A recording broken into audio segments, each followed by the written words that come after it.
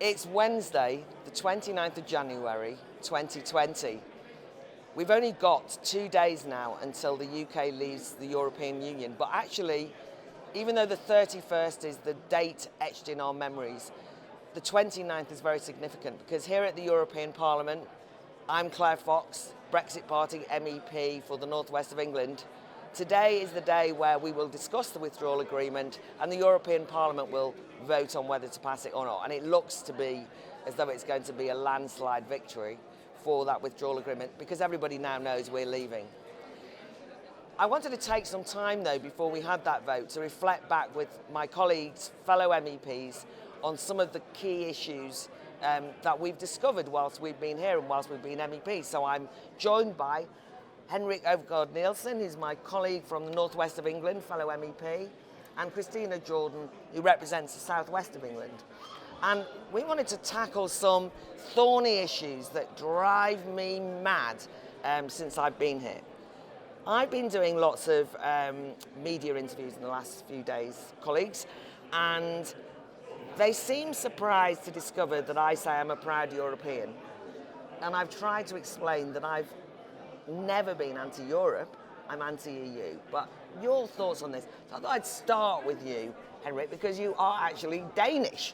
And therefore, the idea we're little Englanders doesn't quite work. Anyway, carry on. No, it doesn't quite work with me, definitely, because, my family is Danish, most of my friends are Danish, and, the idea that we don't like Europe or Europeans is just completely ridiculous. What we don't like is the diktat from the European Union that dictates to my family, my friends in Denmark, what they can and cannot do.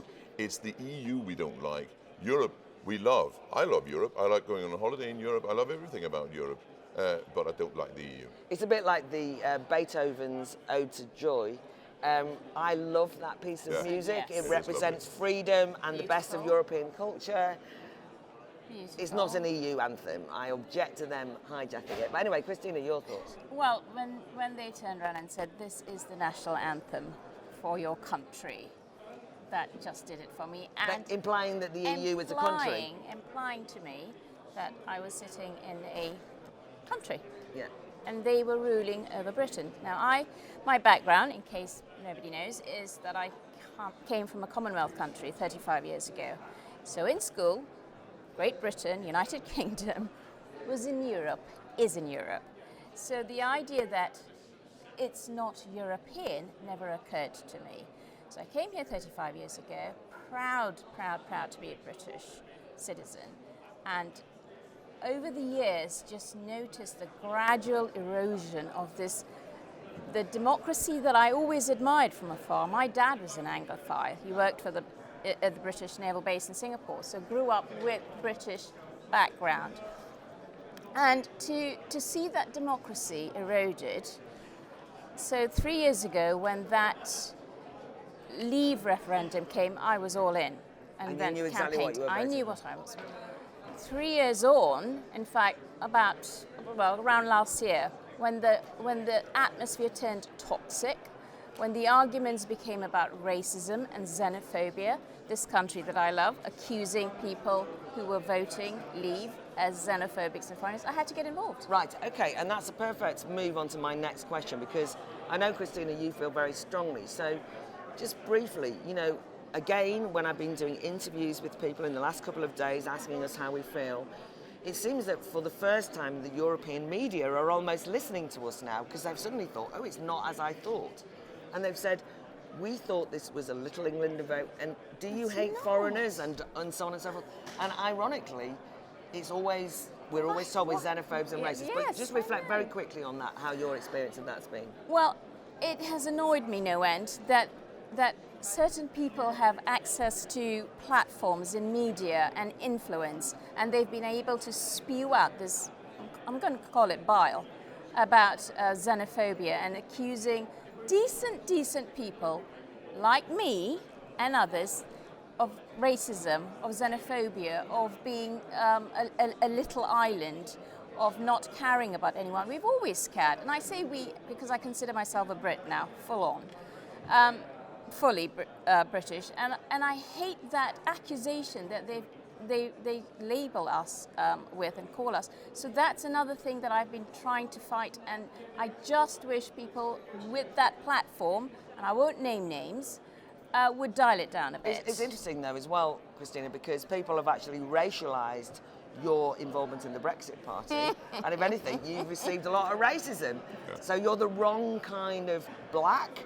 You're an Uncle Tom. You're a coconut. These I've kind of been things called have been all sorts, yes. horrible. And I laugh about them now. If this had happened 7-8 months ago, I would have been shocked because, as I said before, I've had nothing to do with politics or media. But being told that I'm not even British, or I don't look British, or what right have you got to stand there and tell the public that you should vote her out and you should fight for this, you shouldn't be an MEP, you don't deserve to be standing here. Well, you know what? A lot of other people think otherwise. I've lived in Britain for almost 25 years, and I've been told that I shouldn't have stood as an MEP, I should go home. I know. And you just think it's ridiculous. But the problem with these arguments are that it's because the Remain side did not want to discuss the actual arguments. It's a lot easier just throwing mud and call everybody a fascist or racist or Nazi or whatever else we've all been called during these last 7 months. It's a lot easier than actually discussing the problems that there are with the European Union. And those are the reasons why we do not want to stay in the EU. Yeah, and I think my final thought, and maybe you could reflect on this, Henrik.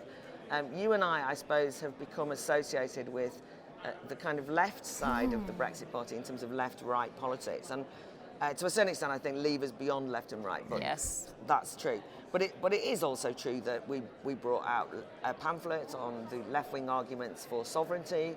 And you're now, I mean, first of all, do you want to reflect on being in a party that people call far right? And secondly, I know you've got an initiative that is specifically left that you want to talk about, but will you want to just reflect on that? Yeah, for somebody like me who's centre-left, it has been quite an experience to be called an ultra-right-winger because I'm in the Brexit Party, and that's obviously a problem we have had, and I think it has been a problem in the media picture that everybody who's a Leave voter seems to be an ultra-right winger, and that is not true. There are a lot of left-wingers, and in other countries, the majority of skeptics are left-wingers. So what I'm trying to do now, obviously with your help as well, is to set up a website called ukleft.eu, where we will give information to people, we will talk about events, inform people. People sign up absolutely for free, and we will keep them informed, but it is based on a left-of-centre Euroscepticism. Also, to show everybody that there are left-wingers that think that EU is a bad thing. But how did you feel, Christina? Because you were, I think, rather sceptical. Look at me, standing in the middle between You're not two a left-winger. Left, I am not. I have always voted Tories, Yeah. and I did in the last election. Yeah. And by the way, that was a wonderful, delightful moment because the public said, for the fourth time, resoundingly, we're going listen to to else, listen to us or else. So I think I made a joke to you one time back, and I said I was determined not to like you, Claire Fox, all those years ago, because I used to watch you on telly, and you were so eloquent, so good. I thought, damn, she is really good. And I'll take this. I'll take it. so I'm going to have to like this left winger going on about socialism, but I think the politics of right and left have changed. Exactly. Yeah. Again, I'm coming from somewhere, as an ordinary person, I haven't followed politics like you have or commentated on it. So I think I represent your ordinary, normal folk back home, sitting and reading the papers and shouting at the television. So it has been fascinating, and my views have totally changed on left and right, and also given me so much hope that we can work together when there's that one thing at risk, democracy. I think that's a perfect way to kind of finish off. So if I can just say, first of all, thank you, Henrik and Christina, but also just to remind people, as Christina said, that it gives us hope for the future. Whilst we are technically leaving the European Union, hurrah, on Friday, the 31st of January, there's then a transition period until the end of 2020, so we need a very strong watching brief, which is why I think Henrik's initiative of setting up a website for those people interested from a left-wing perspective of sovereignty should get involved in that. But also, from the point of view of people who have been watching these films at home, Henrik and I, in the Northwest, are organising a conference called Change Politics for Good, What Next? On Saturday, the 29th of February in Stockport. So you should come along because we're going to have these kind of discussions. And I think that's what Brexit's really about. It's not just about leaving the EU and then going home and shouting at the telly. Yeah. It's actually giving people agency to believe that change is possible. And that the point about having your democratic sovereignty back is to do something with it. And now we have the exciting prospect of being able to decide what it is we're going to do. So come along to Stockport on the 29th of February. Watch us as we vote today and have the debate in the European Parliament. Thank you very much. And by the way, fantastic film crews here. I'd just like to thank you because I've used this slot before.